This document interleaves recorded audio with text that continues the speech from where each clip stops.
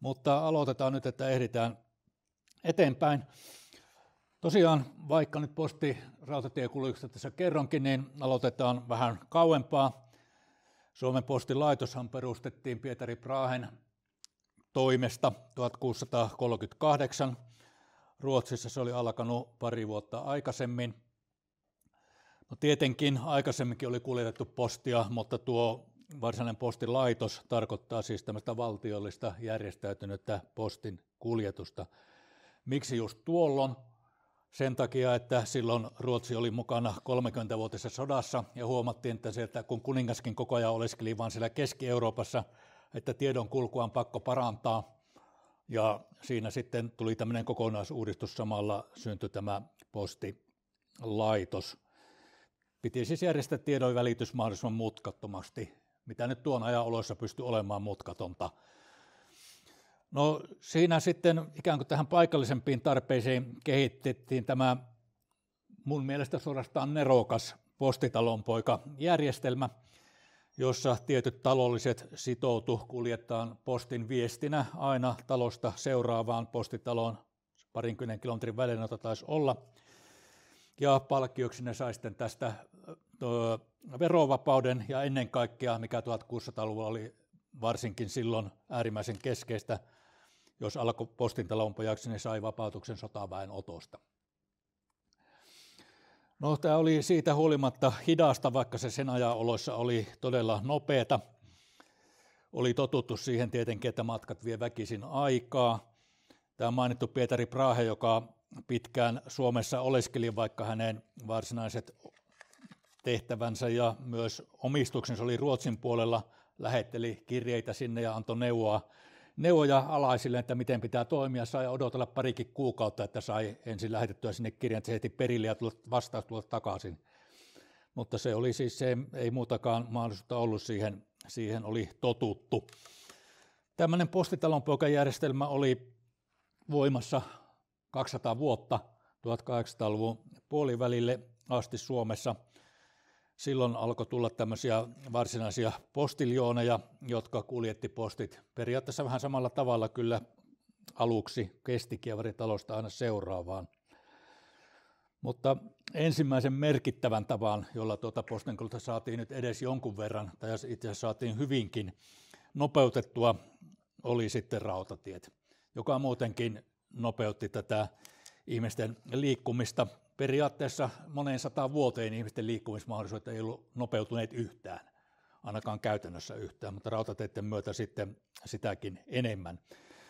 Nämä rautatiet suorastaan mullisti kulkunopeudet ja sillä oli todellakin tilausta. Voi jo siitäkin sanoa, että kun ensimmäinen rataosa Englannissa noin 1830 avattiin, tuossa on niitä ensimmäisiä vetureita, niin muutaman vuosikymmenen, oikeastaan 30 vuotta myöhemmin, noin 1860, maailmassa oli jo 50 000 kilometriä rautateitä ja kaikilla mantereilla. Eli tämä leviämisvauhti osoittaa jo sen, että keksintö oli hyvä ja sitä tarvittiin ja se oli käyttökelpoinen missä vaan. No postiakin kuljetettiin rautateillä niin kauan kuin rautateitä nyt oli käytössä. Ja samaan aikaan sitten sattui se, että myös postin kuljetuksen tarve kasvoi. Aikaisemmin suuri osa postista oli ollut tämmöistä viranomaispostia, virkamiehet toisilleen, ylemmät alemmille ja päinvastoin. Mutta nyt sitten esimerkiksi teollisuusmiehet, kun Suomessa alkoi talouselämän virkistyä 1800-luvun puolivälin jälkeen, niin nimenomaan että teollisuusmiehet vaati parempia ja nopeampia yhteyksiä, siihen tämä junaliikenne oli vastaus. Ja kun tämä ensimmäinen juna sitten Helsingistä Hämeenlinnaan tuosta aikataulustakin voitte laskea, että se oli suunnilleen 4 tuntia. Aikaisemmin tuohon matkaan meni käytännössä koko päivä, vuorokausi. Elikkä no, tuossa alussa mentiin vain joka toinen päivä suuntaansa, mutta sitten kun aika nopeasti alettiin kulkea sen tämän päiväiseltä edestakaisin, niin Hämeenlinnastakin voitiin käydä päivässä Helsingissä, mikä oli aivan ennenkuulumatonta. Se oli niin kuin tämmöinen, joka heti huomattiin. No, maaliskuussa 1862 samalla, kun tuo rataosa valmistui, niin tehtiin myös sitten ensimmäinen sopimus rautateiden ja postin välillä, miten postia voitaisiin tässä käyttää, tai miten rautateitä voitaisiin käyttää hyväksi postin kuljetuksessa. Ja ensimmäinen systeemi oli se, että postiljooni toi lajiteltuna postit junan ylikonduktöörille, ja nämä oli lajiteltu eri väliasemien mukaan, väliasemakin tuosta näkyy, ja sieltä sitten voitiin myös vastaavasti ottaa eteenpäin lähtevää mukaan. Postilin ei ollut pakko kulkea junassa mukana, käytännössä se useimmiten kuitenkin kulki, se havaittiin jotenkin varmemmaksi ja selkeämmäksi, kun junahenkilökunnalla nyt oli muutenkin tekemistä siinä omissakin hommissaan. Joka tapauksessa jo tuolla, vaikka Suomessa ei ollut tuo yksi ainut ratapätkä 100 kilometriä Helsinki-Hämeenlinna, niin törmättiin heti siinä suunnilleen saman tien siihen ongelmaan, joka myöhemmin oli toistuvasti edessä. Eli rautateitten ja postin aikataulut ei meinannut millään sopia yhteen, eikä niistä päästy oikein yhteisymmärrykseen. Eli kun juna tuli perille, niin ei saman tien lähtenytkään sitten hevoskyyti eteenpäin, vaan saattoi mennä seuraavaan päivään ja kaikkea tämmöistä, joka tietenkin sitten ärsytti, koska nopeamminkin olisi voitu, jos olisi päästy yksimielisyyteen, niin näitä jatkoyhteyksiä hoitaa. Ja myös toinen tämmöinen ikävyysongelma saman tien huomattiin, että se erot, mikä postissa on, postimäärissä on, jotka tulee pääkaupunkiseudulle ja jotka lähtee sieltä pois. Eli pääkaupunkiseudulle päin tuli aina paljon enemmän postia, ja saattoi olla, että poispäin sitten ei ollut ollenkaan niin täyttä. Tämä oli nyt varsinkin siinä alussa ongelma, ja liittyi sitten myöskin nimenomaan niihin jatkokuljetuksiin, jotka siis tehtiin tietenkin hevospelillä. Hämeenlinnasta esimerkiksi Jyväskylään ja Tampereelle näitä hevoskuljetuksia, hevosella tehtyjä postikuljetuksia kuitenkin lisättiin saman tien, että sillä oli senkin verran merkitystä siis muuhunkin postin kuljetukseen kuin vaan tuon rautatiepätkän osalta. No, löytyi kuitenkin ihmisiä, jotka arvosteli rautateitä. Suomi oli liian köyhä semmoisessa tekemään ja harvaa asuttu ja kaikkea tämmöistä. Mutta se oli aika äänekäs, mutta vähemmistö. Rautateiden jatkorakentamissuunnitelmia tehtiin, näitä toteutuikin nopeasti. Kun tuo Riihimäeltä Pietariin, silloisen pääkaupunkiin, se keisarikunnan pääkaupunkiin, rata valmistui 1870, niin se kerta kaikkiaan mullisti Suomen liikenneolot, koska Pietarin kautta oltiin periaatteessa yhteydessä koko Euroopan rataverkkoon. Ja tässä vaiheessa postin kuljetuskin oli uuden edessä. Kun Pietarin rata valmistui, niin rautatielaitos tilasi 762 uutta vaunua. Näistä 5 oli postivaunuja. Ensimmäiset varsinaiset postivaunut. Tuossa aikaisemmin ne siis kulki tavallisessa junassa konduktöörin mukana ne postit, mutta nyt oli sitten uusi systeemi, varsinaiset postivaunut. Ne ei ehtinyt valmiiksi ihan silloin, kun tämä uuden radan ensimmäinen vaihe Riihimäeltä Lahteen tuli valmiiksi marraskuussa 1969. Ja silloin kuitenkin sitten jatkokuljetuksessa piti noudattaa samaa tapaa kuin ennenkin, mutta uutta oli se, että kun Lahteen asti päästiin junalle, niin siitä sitten Savon suunnan postit lähti hevosilla taas Lahdesta eteenpäin, että nopeutui heti sekin suunta kuitenkin. Mutta näistä aikatauluongelmista jo puhuin, että kun Lahdesta tuli juna, ei lähtenytkään saman tien Riihimäeltä sitten pohjoisen suuntaan, ottaa 14 tuntia, että tämä jatkoyhteys tuli. Nopeamminkin olisi kuulemma mennyt Lahdesta Hämeenlinnaan hevosella kuin tuolla junasysteemillä, mutta tämäkin nyt sitten helpotti, kun näitä junavuoroja alettiin vähitellen lisääntyä. Tuo koko rataosa Pietariin valmistui syksyllä 1870.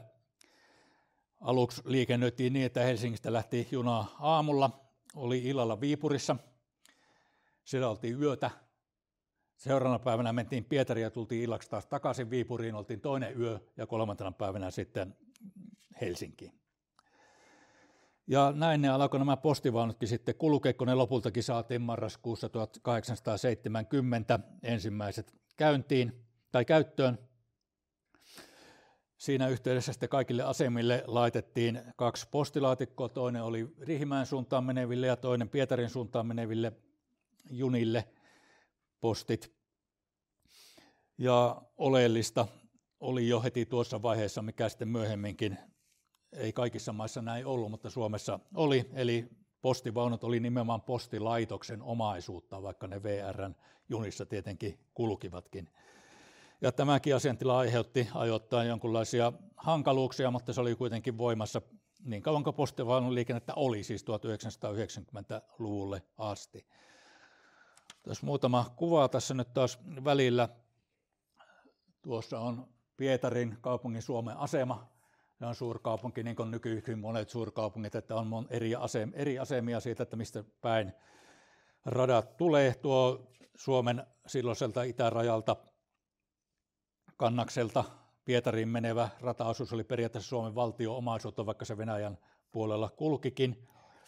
Tuo oli nyt sitten se määränpää, mihin nämä postivaunutkin 1870 marraskuusta alkaen kulki.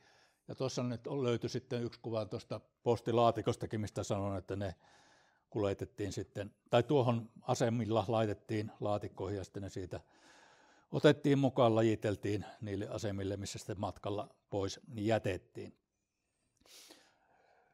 No ensimmäiset postivaunut tietenkin on kiinnostavia.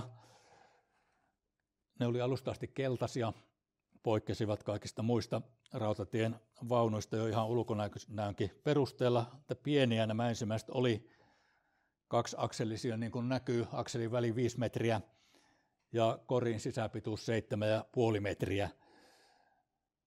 Leveyttä oli vajaa 3, korkeutta 1,80 metriä, että siellä nyt ei pitkä mies suorana edes mahtunut seisomaan. Ja niin kuin näkyy, niin kummassakin päässä oli tuo etusilta, siitä kuljettiin sisään, ei menty sivusta niin kuin nykyään on totuttu juniin nousemaan, joka tietenkin lyhensi vähän tuota vaunun käyttöpituutta.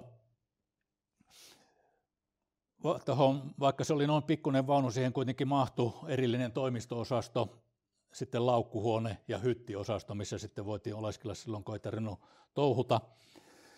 Mutta suurin ongelma näissä oli se, että tuo vaunun yläosa oli jotenkin kevyt rakenteinen, ei painanut paljon mitään, se tarkoitti, että se tärisi kauheasti ja nytkähteli, kun junat kulki. Mutta kaikki osapuolet kuitenkin ainakin aluksi vaikutti olevan tyytyväisiä, no oli tietysti parannus entisiin verrattuna suuri. Tuossa on nyt sitten kuva sisältä, tuossa missä ihminen istuu, niin sen tuoli alla on tuo lattiakaavan näköinen juttu, se on lämmityslaite, sieltä lattian alta tuli lämmin ilma sitten tuonne vaunuun, että niitä nyt pystyy yölläkin, ei talviaikanakin periaatteessa sitten näitä käyttämään. Ja yöaikanakin, vaikka valaistus oli ongelma niin kauan kuin ei sähkövaloja kunnollisia pystytty noihin vaunuihin asentamaan. No tämä sekä rautateiden tulo että postiliikenteen laajeneminen sattui tai se jatkui 1870-80-luvulla pitkään. Silloin Suomessa oli tämmöinen pitkä taloudellinen nousukausi. Ja tuskin näistä lisääntyneistä postimääristä olisi mitenkään selvittykään, jos ei nämä kuljetusmuodot olisi samalla kehittynyt. Ja yksityisetkin alkoi käyttämään postia sitten yhä enemmän, niin kuin sanoin, niin niitä ei aikaisemmin paljon ollut näitä yksityisposteja. Keksittiin postikortit, niitä lähetettiin ihan mahdottomia määriä. Ja muutenkin sitten tämä niin kuin kuljetuskapasiteetin tarve kasvoi koko ajan. Näissä postivaunuissa oli monesti hyvin kiireistä, tunnettiin jo tuolla on tämä käsite ruuhkahuippu.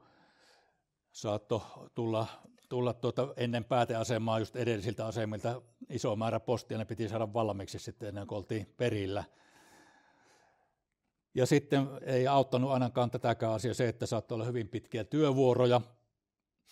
Kun ehdittiin Ouluun asti tämä rataverkko laajentui 1880-luvulla, niin yksi miehistö teki matkan Seinäjoelta Ouluun 15 tuntia, olivat se 15 tuntia koko ajan töissä, nukkuvat siellä 7 tuntia ja lähtivät takaisin samaan 15 tuntia. Ja tämä työvuoro siis periaatteessa kesti 37 tuntia, missä oli 7 tunnin yölepo. Pitkiä nämä päivät siis oli. No samalla sitten, kun näitä postitoimipaikkoja tuli lisää, kun käytännössä jokaiselle asemalle semmoinen tuli, niitä oli 1860-luvulla vasta muutama kymmenen koko Suomessa postitoimipaikkoja. Kun lähestyttiin vuosisadan vaihdetta, niin oli jo yli 400. Eli tämäkin jo osoittaa tätä postin tai määrällistä kasvua. Ja se osoittaa sitä myös tavallinen kirjeposti 1870-luvun puolivälistä 1890-luvun alkuun, siis 15 vuotta, nousi 3-kertaiseksi reilusta 1 4 miljoonaan kappaleeseen. Postivaunuilla on tyypillistä, että niissä oli kirjelaatikko, niihin saatettiin suoraan siihen vaunun seinästä laittaa kirje tai tiputtaa se kirje sinne. Se ei kuitenkaan ollut mitenkään tavallista, vaikka olikin ikään kuin tämmöinen ylimääräinen palvelu. Reilusti alle 10% postivaunussa kulkeneista posteista laitettiin suoraan siihen, että näitä muihin tavallisiin kirjelaatikkoihin kuitenkin valtaosa meni. No, nämä rataverkko sitten tosiaan edelleen laajeni nopeasti. Laitetaan tästä nyt sitten pari malliesimerkkiä. 1881, kun valmistui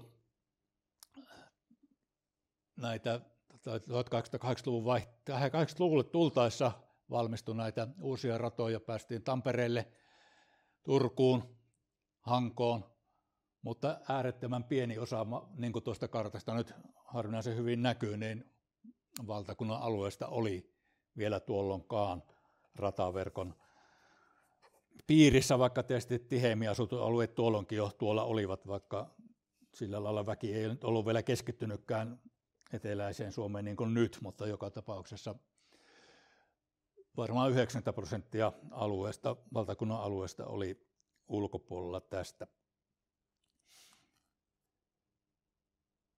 Ja sitten tämä vuosisadan loppu oli kyllä sitten mitä vilkkainta rautateiden rakennusaikaa. Ouluun tosiaan päästiin 1886 Pohjanmaan rata, Savon rata, Kuopioon 1889 ja niin edelleen. Ja kun tultiin 1900-luvulle, niin tämä verkosto oli tästä jo huomattavasti laajentunut. Tässä on sitten 1917, jolloin käytännössä Suomen runkorataverkko alkoi olla hyvin pitkälle valmis ja semmoinen, mitä mekin sitä edelleenkin tunnetaan. Muutama pätkä siitä nyt puuttuu, mutta käytännössä ero on valtava tuossa edelliseen karttaan verrattuna, vaikka niillä on väliä kuin 3 vuosikymmentä. Tuossa viimeisen kartan odottamassa kohdassa rataa oli jo yli 4000 kilometriä, ja se siis tosiaan kattoi valtaosan Suomen alueesta. Ja käytännössä jokaisella rataosalla heti kun se otettiin käyttöön, junat alkoi kulkea, niin myös posti alkoi kulkea sitä samaa reittiä. Ja radan tulo oli aina merkkitapaus ja myös postin tulo sen mukana huomattiin. Tässä nyt on sitten yksi esimerkki, mitä Kuopiosta kirjoitettiin, kun sinne tosiaan 1889 tuli rautatie, niin Sanomalehdessä oli tämmöinen juttu. Ensimmäinen juna lähti täältä viime tiistaina. Vähän pieneltä se näytti, samoin mukana lähtevä postivaunu. Seuraavana päivänä tuli ensimmäinen juna, toi mukanaan joukon matkustajia ja ensimmäisen postin. Eli kummassakin suunnassa mainitaan erikseen tämä posti, osoittaa, että sitä pidettiin merkittävänä, että se oli samalla tässä käytössä ja nopeutti aivan, mitä kauemmas tietenkin mennään, niin sitä enemmänhän se nopeutui tämä postin kuljetusnopeus. Mutta valituksia ainakin aina riitti Totta kai nämä koskaan kaikille käynyt nämä aikataulut. Tämmöinen esimerkki oli, että iltajuna tuli Vaasaan 10 illalla, mutta sitten se lähti takaisin jo aamulla 7. Valitettiin, että kukaan on yöllä ehdi vastata siihen kirjeeseen, mikä tulee ilta 10 ja pitäisi lähteä takaisin sitten jo aamu 7, että pitäisi sitten yöllä vastata, jos haluaa, että mahdollisimman nopeasti tulisi vastauskirje tehtyä. Tämmöisiä nyt aina jossakin tuli vastaan ja sitten ei ne oikeastaan parantuneet ennen kuin näitä kulkuvuoroja lisättiin. Niitä tietysti lisättiin sitä, kun saatiin kalustoa ja sitten väkeä alkoi kulkea enemmän ja myös tavaraa. Ja myös tätä postivaunun kalustoa totta kai piti lisätä samaa tahtia, kun tämä rataverkko laajeni. Ensimmäiset suuremmat 1,5 metriä, niitä ensimmäisiä isommat, eli 9 metriä sisämitaltaan otettiin käyttöön 1876. Niissä oli vielä se ero, että siinä laitettiin tämmöinen sivukäytävä, ulkokautta pääsi muu junahenkilökunta siitä ohi, ei tarvinnut mennä sieltä ikään kuin vaunun läpi, joka haittasi tietenkin tätä postin kuljetusta. Sen takia näitä postivaunuja alun perin laitettiin vain joko ensimmäiseksi tai viimeiseksi siellä junassa, ja siellä sitten kuulemma varsinkin viimeisessä vaunussa oli tätä tärinää ja heiluntaa enemmän, mutta tuon jälkeen, kun sitten ei enää tarvinnut kulkea sen läpi, kun oli tuo sivukäytävä, tulee kuva siitä vielä jossakin vaiheessa, niin se tärinä edes jonkun verran väheni. Tämä oli kaiken kaikkiaan aika onnistunut vaunutyyppi. Viimeiset semmoiset oli käytössä vielä 1950-luvulla, siis ne käytettiin noin 100 vuotta, mutta ei paljon puuttunutkaan.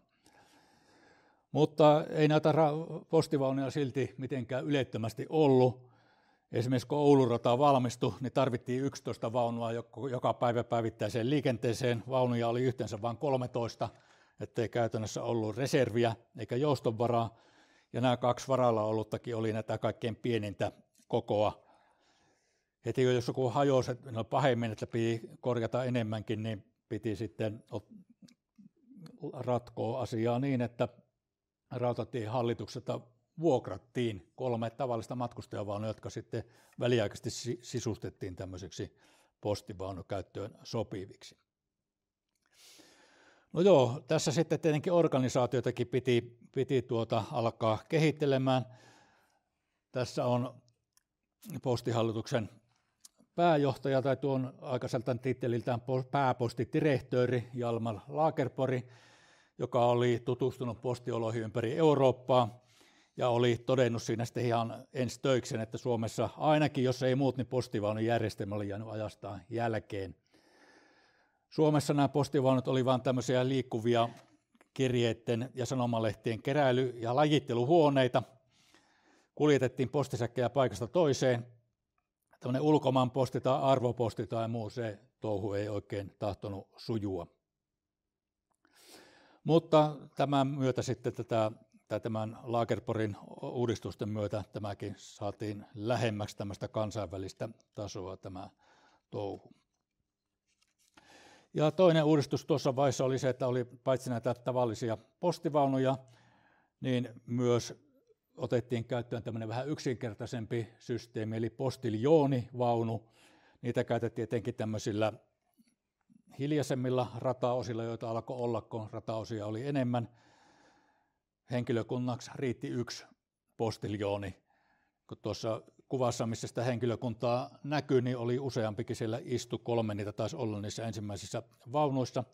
Mutta täällä siis postiljooni pärjäsi yksin, ja ne olikin sitten lähinnä tämmöisiä postin jakeluja, että heitettiin aina kyseiselle asemalle sinne tuleva posti säkissä, niin se ei sen laajempaa toimintaa ollut, mutta tuokinhan oli tietysti useimmille ihan riittävä toimi.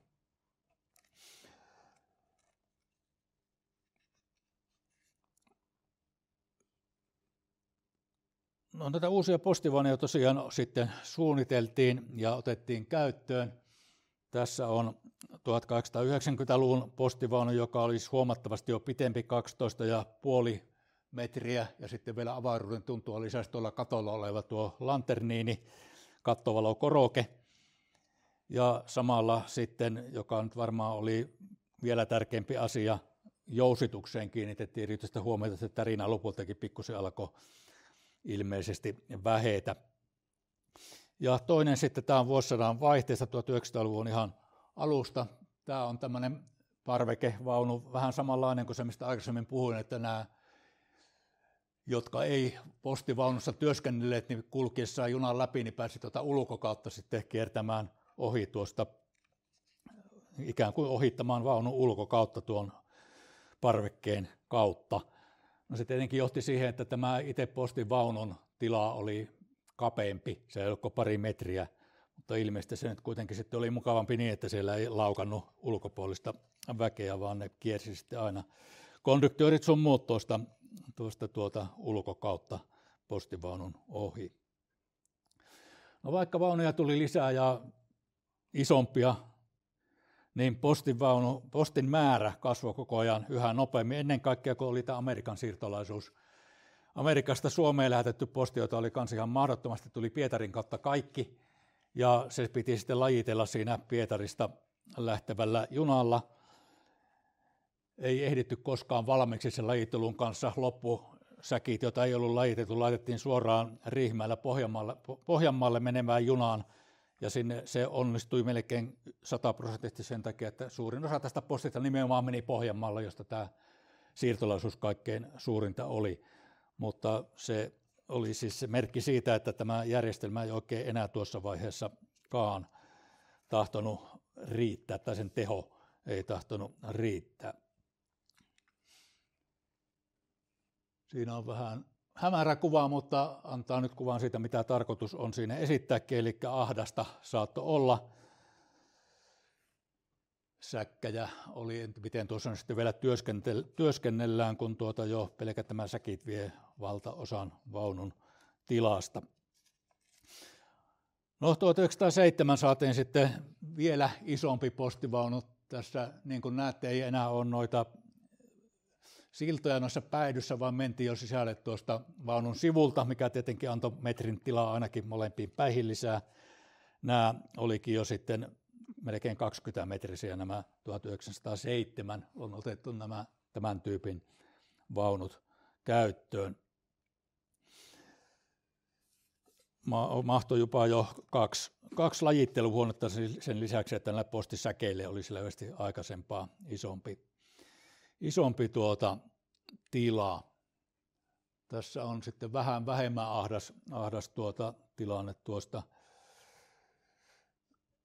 postivaunun työskentelystä, ehkä normaalimpi, kuitenkin noita älyttömiä kiirepäiviä nyt sentään ihan jatkuvasti ollut, paitsi ehkä siinä Pohjanmaan junassa.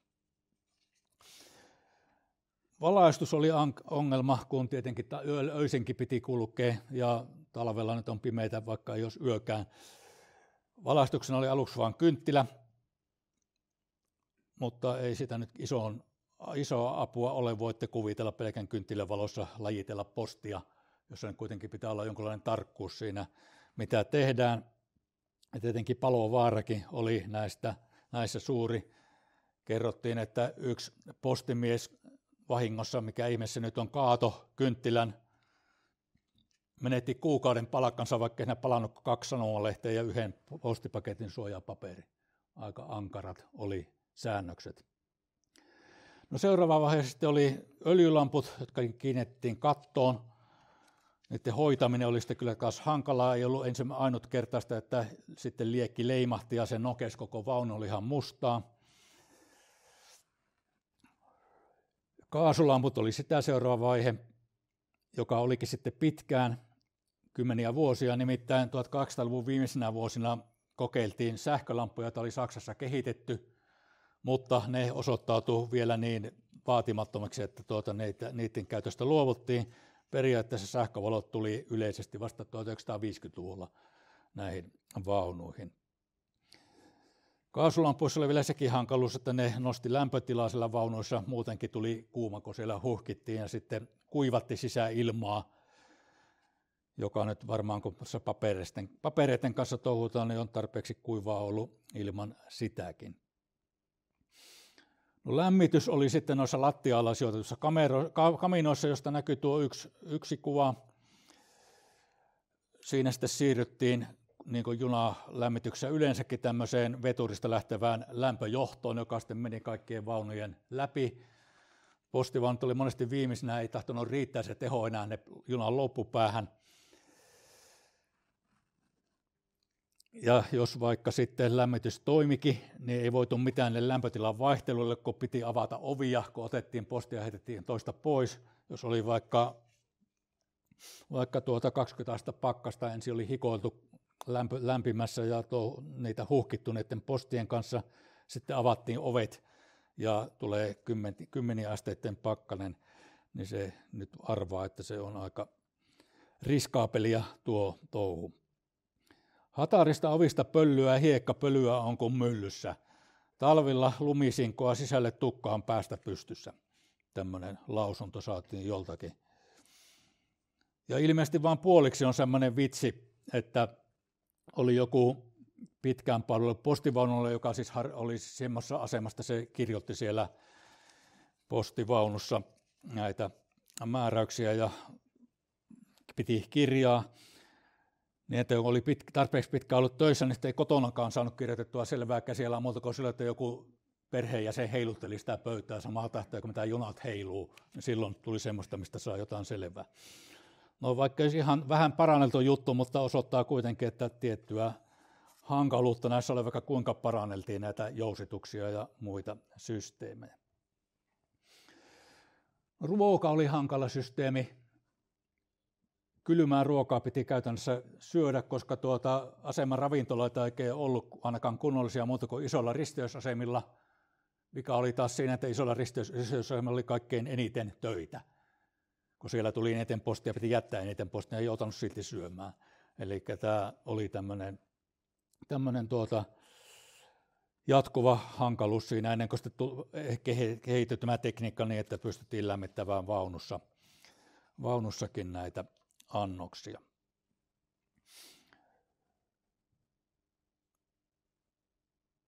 No, erityinen ongelma sitten oli, kun liikennettä tuli lisää ja rataosia tuli lisää ja asemia ja seisekkaita perustettiin, niin kaikilla ei junat pysähtynyt. 1800-luvun lopussa tämä ongelma huomattiin, tai se tuli se nousi esille.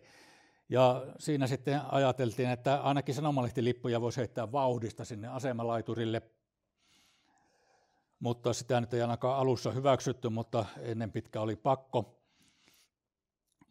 Ja sitten taisi kaiken kirjaamattoman postin sai heittää säkissä asemalaiturille. Juna piti hidastaa 15 kilometrin tunnissa, kun se heitettiin se säkki. Mutta miten sitten otetaan lähtevä posti? Siihen kehitettiin tämmöinen rengaspussisysteemi. Virkailija seisoi junaa portailla vauhdissa, siis tämä asemalla oleva henkilö antoi postisäkin, jossa oli tuommoinen iso rengas, johon käsi vauhdissakin osui. Ja se sitten sillä lailla saatiin myös tämä lähtevä posti niin, että juna ei tarvinnut pysähtyä. Tuossa on sitten sama kuva vähän lähempää, samanlainen kuva. No, on teillä mikään sinänsä ongelma, kun oli tottunut porukka silloin, kun oli hyvää sää ja oli valosaa, mutta muuten sitten aina ei ole semmoinen sää ja silloin sitten oli vaaratilanteita. Siitä huolimatta 1950-luvulle asti näitä rengaspussivaihtoja tehtiin. Oli tämmöisiä sitten tietenkin yllättäviä tilanteita, mitkä aiheutti heti vaaraa. Ensimmäiset eduskuntavaalit oli 1900-luvun alussa, ja Helsingin lähellä oli tämä Pitäjänmäen asema on vieläkin, jossa oli tämä rengaspussivaihto käytössä. No, ei kukaan sitten ollut osannut varoittaa tätä vastaanottajaa, että nyt tuleekin vähän painavampi säkki, kun se on täynnä äänestyslippuja, jotka vietiin sitten Helsingin keskustaan laskettavaksi. Postisäkki irtosi sitten siinä vastaanottajan otteesta, kun se oli niin painava tai odottamattoman painava, putosi sinne raiteiden ja laiturin väliin. Postilöinti kuitenkin pysyi junassa, ei tipahtanut siitä eikä se säkkikään jäänyt pyörään noiden junan pyöriin alle, eli periaatteessa nyt sitten vähän myöhästyneenä äänestysliputkin perille pääsi. Tuon näköinen se rengaspussi oli. Eli tuohon käsi piti nyt sitten osua tuohon isoon aukkoon, mikä tuo rengas tuossa oli. No tähän ristiriitaan vähän oli sitten siinä, kun Rautatiehallitus halusi koko ajan nopeuttaa junien kulkua, ja yksi keino oli siihen, että asemilla seisonta-aikaa lyhennetään. No se taas lyhensi myös postin käytössä ollutta aikaa siihen, että miten tämä vaihto tehtäisiin, vaikka ei nyt olisi edes rengaspussin vaihtoa, niin hankalaa. Silti joskus juna lähti liikkeelle ennen kuin postin vaihto oli saatu tehtyä. Ja tästä sitten se rautateiden ja postilaitoksen välillä oli jatkuvaa kiistaa, tuli jopa niin tiukka kiista, että piti vedota 1772 hallitusmuotoon, joka Suomessa vielä periaatteessa oli voimassa 1800-luvun lopulla. Ja siinä on tämmöinen pykälä, jossa kielletään eri viranomaisia tekemästä toisilleen vahinkoa viran toimituksessa. Eli tämä oli nyt semmoista, mikä sitten tulkittiin, että tässä nyt nimenomaan on vahinkoa toisille, kun ei kuunnella, mitä toinen tekee. Ja sitten tämä aiheutti nyt sitten sitä, kun ei ehditty postia vaihtaa, että sitten hypittiin liikkuvaan junaan. Pitkään aikaan nyt kukaan ei kuitenkaan kuollut, vaikka kävi nyt näinkin, että saatettiin saada ovesta kiinni eikä enää saatu sitä auki, ja seuraavalle asemalle asti piti sitten roikkua siinä ikään kuin ulkoportaalla. No ensimmäinen kuolemantapaus sattui sitten tämmöisessä tilanteessa 1912. Tuntuu ihan käsittämättömältä, että kun tuo tapahtui, niin Rautatiehallitus sitten kuitenkin syytti postia siitä, että mitäs käytätte tämmöisiä kömpelöitä miehiä tässä tehtävässä, kun rautateilläkin jarrumiehet ja konduktöörit hyppii jatkuvasti liikkuviin juniin, eikä koskaan mitään tämmöistä tapahdu. Kuulostaa aika ikävältä tämmöinen kommentti. Mutta henkilöt oli kyllä hyvin huolehtivat tehtävistään. Kerrankin yksi postiljoni myöhästyi Loviisassa pari minuuttia.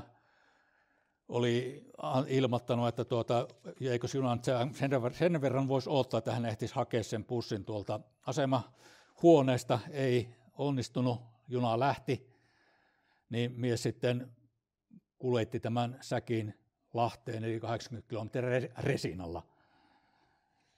Ei ainakaan sitten voitu syyttää, etteikö postia toimitettu perille.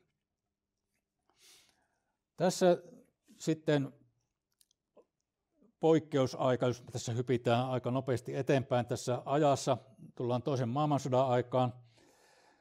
Silloin jatkosodan aikanahan, kun Itä-Karjalaan edettiin, niin sinne myös postin kuljetus laajennettiin. Siellä käytettiin sitten vähän tämmöisiä vaunuja, mitä tuskin normaalioloissa olisi kukaan suostunut ottamaan käyttöön. Saatiin sotasaaliiksi neuvostoliittolaisia postivaunuja. Tuommoinen, no kyllä sitä postitorvet nyt erottuu, muutenhan tuonne näyttää jotain karjavaunulta, niin tämä nyt kulki sitten Äänislinnan ja Karhumäen välillä, eli sitä Äänisjärven pohjoispuoliseen suuntaan päin tällä vaunulla kuljettiin. Ja toinen erikoisuus tuon sodan aikana oli sitten se, että myös kun työvoimapula jatkosodan pitkittäessä alkoi vaivata, niin naisiakin otettiin postivaunuihin töihin. Sitä vastustettiin suuresti aikaisemmin, kun tämä oli kuulemma miehinen työpaikka ja ei naiset siellä pysty olemaan. No pystyvät hyvin olemaan, kun huomattiin, kun pakko oli. En ole löytänyt kuin yhden ainoan kuvan siitä. Tämä oli jostakin yksityiskokoelmasta, on tuossa kirjassakin kyllä tämä sama kuva, mutta siinä on tuolla kirjotehtävässä ja lajittelutehtävässäkin naisihminen, ja ei ole mitään valituksia kuulunut, etteikö se olisi sujunut tuo touhu ihan yhtä hyvin kuin muutenkin. Postivaunulaisillahan oli tämmöinen välttämättä tai tämmöiseen ammattitaitoon kuulu tilannetaju, eli tilanteet muuttu nopeasti ja piti sitten aina äkkiä päättää, että miten tässä nyt toimitaan. Sattui sitten kaikenlaisia sattumuksiakin. Tämän aina kerron, kun tämä on jotenkin kuvaava juttu. Viipurista Joensuuhun meni tämmöinen postiljoonivaunu, jossa oli vaan siis se yksi postiljooni. Ja nyt sitten kerran ei ollut henkilökuntaa, sinne piti laittaa yksi harjoittelija, joka ei ollut ikinä matkustanut postivaunussa, ja siis yksin.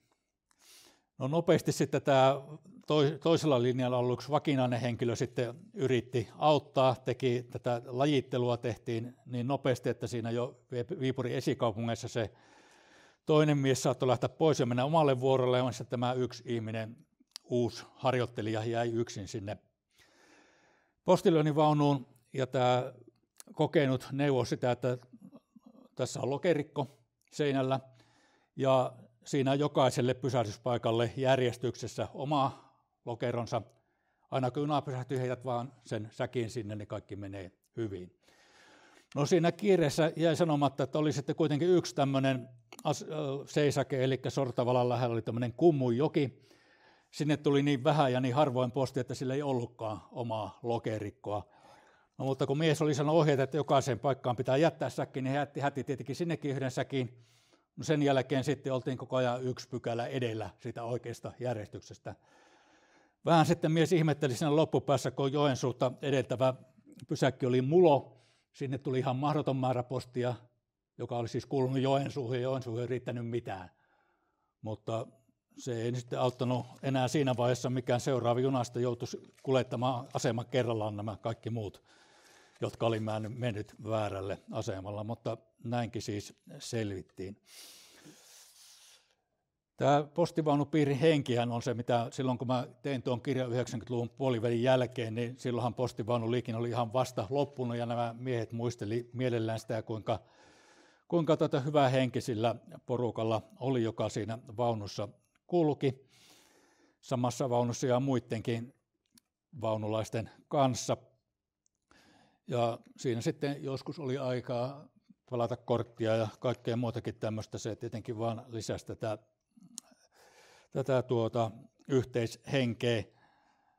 Saattoi joskus jopa, jos jonkun vaunun päällikkö, ekspeditööri oli siinä, niin kuulemma hänkin on joskus sitten vaihtanut pussia, tai tällä rengaspussilla postia, kun sillä varsinaisella vaihtajalla on ollut just niin jännät paikat sillä kortinpelussa, että ei sitä voinut panna sinne kesken kaiken postia vaihtamaan, niin sitten vaunun päällikkö meni tämän tekemään. Osoittaa nyt ainakin, jos ei muuta, niin hyvää yhteishenkeä tosiaan tässä. Ja semmoinen juttu on tästä kortinpelusta, että joku vuoro meni sitten Kouvolasta Kontiomäelle, jonne porukka jäi sitten ikään kuin olisi pitänyt jäädä yöksi ja jatkaa sitten, kun se juna Oulussa oli käynyt kääntymässä, niin tullut takaisin. Ei maltettu jäädä sillä Kontiomäessä pois, ei mitään töitä ollut Kontiomäki-Oulu, Kontiomäki välillä pelattiin se koko matka korttia. Sen sijaan, että olisi jääty tuonne Kontiomäelle tai Kajaaniin yöksi. No mikä siinä tämä on inhimillistä tämä? No oli puhetta siitä, että näitä kirjeitä laitettiin postivaunun luukuun. Siitäkin on löytynyt yksi ainut kuva. Nämä kuvat, mitkä näissä on, niin on yleensä tämmöisiä, ne on vaunun kuvia tai jotain muuta tämmöisiä tilannekuvia äärettömän vähän. Nuo pari postinvaihtokuvaa ja sitten tämä yksi kuva, missä ei tuossakaan tahdo nähdä mitään. Tässä ihan oikeassa laidassa nainen laittaa kirjettä sinne postivaunun kirjelaatikkoon. Se on se, minkä ihmiset aina muistaa, että näitä pystyttiin laittamaan. Se tuli kauhean kirje. Jos on nähnyt semmoisia korttejakin, missä lukee, että nyt viime tingassa, kun juna lähtee, nyt pitää lopettaa kirjoittaminen. Että sitä kyllä tapahtuu, vaikka se ei tässä kokonaispostimäärässä ollutkaan kovin iso osuus, mutta merkittävä siis monessa tapauksessa.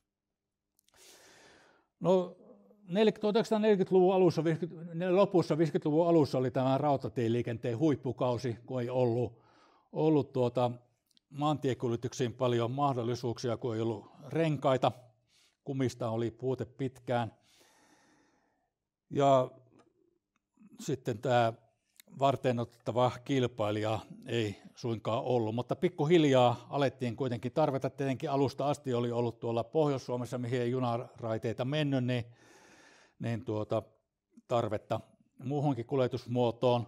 Ongelma oli sitten, niin kuin tässä, tämä on toukokuun puolivälistä tämä kuva, eli vasta 1930-luvulla alkoi kunnollinen maanteiden talviauraus ja sekin vain isoimmilla teillä. Ja näillä syrjäseuduilla, missä nyt olisi nimenomaan tarvittu tätä postinkuljetusta varten kunnollinen auraus, niin se ei ollut pitkään aikaan varteen otettava vaihtoehto. Tai sitten teitten kunto oli mitä oli, tässä menee hevoskuormallisia postia Petsamoon. Petsamoonkinhan suunniteltiin rautatietä, mutta ei siitä nyt koskaan pitkälle päästy. Nytkinhän on sitä Jäämeren rataa aina välillä suunniteltu, mutta tuohon aikaan sitten tuo oli ainut tapa, aikaa siinä tietysti meni, mutta varsinkin pohjoisessa nyt on totuttu siihen, että aikaa kyllä aina menee kaikissa asioissa. Rovaniemen asemalle sitten monet linjat päättyi ja siitä sitten, kun mentiin jo 50-luvulla vähän eteenpäin, niin oli tiet parantunut ja linja-autotkin parani, näitä postiautoja alkoi olla yhä enemmän käytössä. Ja niin kuin tiedetään, hän sitten alkoi vähitellen korvaamaan tätä junaliikennettä niilläkin seudulla, missä oli junaratoja, mutta se joustavuus sitten ilmeisesti oli näissä linja-autoissa niin paljon parempi, ainakin sitä mieltä oltiin. Tässä ihan erikoisjuttuja sitten on tästä myös tuolta pohjoisesta. Ylhäällä on tämmöinen lumikiitäjä, vähän kuin iso moottorikelekka, sillä kuljetettiin postia pohjoisemmassa Lapissa 50-luvulla. Oli myös postin keltainen tuo väri. Ja veneillä tietenkin muulloinkin kuin talviaikana oli kätevä kuljettaa. Ja helikopteri nyt ihan sen takia, että se oli ensimmäiset helikopteripostin kuljetukset tehtiin Helsingin Olympialaisista aikaa 50-luvun alussa, mutta pitkähän tuo lentoposti ei ollut mitenkään tämmöinen runkokuljetusmuoto. Pitkälle 60-luvulle käytännössä suurin osa postista, jos määrällisesti ajatellaan, ne kulki nimenomaan junissa edelleen. Vaikka rautatieliikenteen supistukset oli alkanut, ja tässä nyt ei tämä yhteistyö myöskään ollut mitenkään parasta mahdollista. Nimittäin vuonna 1951, kun todettiin, että nyt jo kumirenkaitakin taas saa, niin VR lakkautti 400 junavuoroa, eikä neuvotellut postin kanssa siitä ennalta yhtään. Posti nyt vaan sitten joutui tosiasiaan eteen ja piti järjestää nämä postikuljetukset sitten nopeasti jollakin muulla tavalla. Ja nimenomaan nämä, kun VR tietenkin tähtäsi siihen, että junat kulkisivat entistä nopeammin, niin nämä pitkän matkan postijunat, jotka kulki hitaasti ja pysähteli usein ja monilla paikoilla siis, niin nämä ei ollenkaan sopinut tähän VR:n uuteen pyrkimykseen, että junat mahdollisimman nopeasti kulkisi. Henkilöjunat ja tavarijunat pitää saada erikseen, oli ikään kuin tämä tavoite. No posti tietenkin oli sitä mieltä, että postivaunuja pitäisi sitten liittää pikajuniin, jos kerran nopeasti halutaan. Siinähän postikin voittaa, mutta tähänkään nyt sitten VR ei ainakaan aluksi suostunut vähitellen. Sitten niitä siinä alkoi kulkea lopussa, ei muita enää juuri ollutkaan. Vähän auttoi näitä vähäliikenteisiä se, että tuli kiskoautot.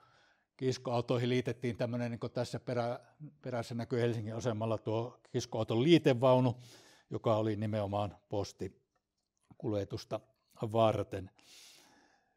Ja muutenkinhan tämä postivaunujen määrä tai koko lisääntynä on niitä uudempia sitten, ei ihan uusinta mallia, mutta kuitenkin huomattavasti isompia ja muutenkin paremmin varusteltuja kuin ne varhemmat. No, ensimmäiset postiomat rekat tuli 50-luvulla ja kun tiet parani ja näin, niin autot parani nopeasti. Sitten alkoi muuttua tämä systeemi näin. Ja myös nämä työolot sitten alkoi kiinnittää huomiota vielä. Muutama näitä kuormauskuvia. Tuossa on tämmöinen rauhallisempi vaihe, takana lastataan ja etualalla laitetaan paperityöt kuntoon. Vielä 60-luvulla tämä Uudelta kaupungilta hevosen kanssa tuotiin posti junalle. Ei kaikkialla, mutta ainakin siis Uudessa kaupungissa. Ja 70-luvulla Helsingissä käsivoimi edelleen heiteltiin tuolta vaunun sisältä säkit tuohon kuormausvaunuun. Eikä se nyt ei enää sitten tuokaan tahtonut tätä uutta työsuojelusäännöstöäkään hyvä, tai se ei ollut siihen sopiva. 60-lukuhan Suomessa oli tämmöistä, missä maanteitä parannettiin vaikka kuinka ja nopeasti ja paljon. Kestotopäästöjä teitä oli yhä enemmän, esimerkiksi moottoritiet tuli ja niin edelleen, ja autokalustokin tietysti parani. Ja samalla sitten vaatimukset siitä, että postin pitää kulkea päivässä, niin kasvoi koko ajan. Tähän piti keksiä jotain täysin uutta, keksittiin lajittelukeskukset, ja se sitten näitä suunniteltiin ja otettiin käyttöön. Siihen liittyi postinumerot ja koneellinen lajittelu, ja näin ollaan siis jo aika nykyajassa. Mutta tarvetta oli kirjepostin määrä. Nythän puhutaan, että kirjeposti vähenee koko ajan. 60-luvun aikana kirjeposti kaksinkertaistui. Eli silloin oli ihan päinvastainen suuntaus voimassa. Tämmöinen komitea istui, joka oli sitä mieltä, että postivaunut on poistettava käytöstä viimeistään 80-luvun puolivälissä. Ja kehitys oli kyllä selvä. Vuonna 60 postivaunulinjoja oli 69, 70 vuonna 30, 78 vuonna enää 10.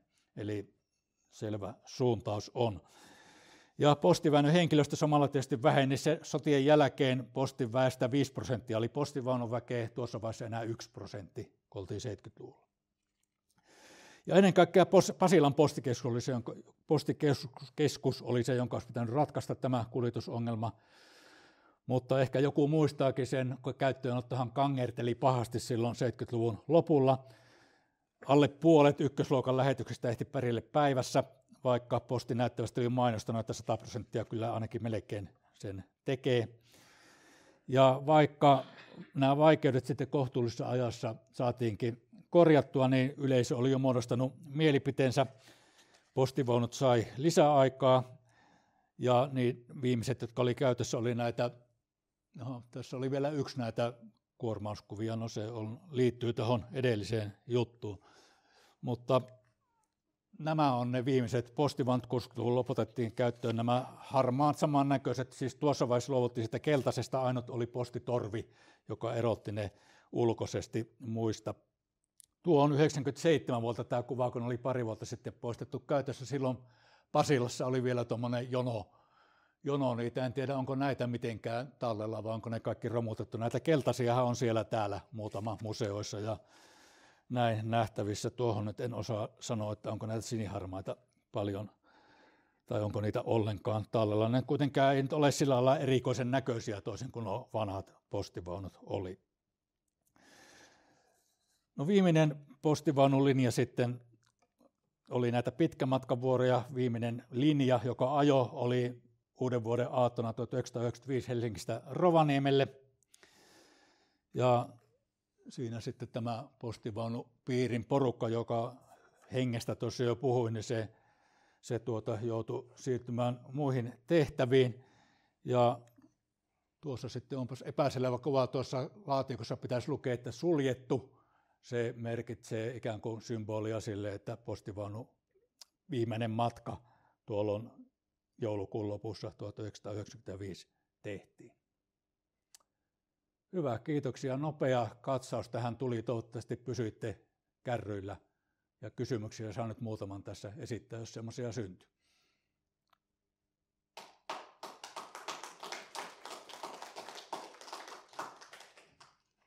Joo, kysytään vaan. Meillä on vielä muutama minuutti aikaa, niin mitä tahansa tuli mieleen. Niin on erinomainen tilaisuus. Joo, siellä.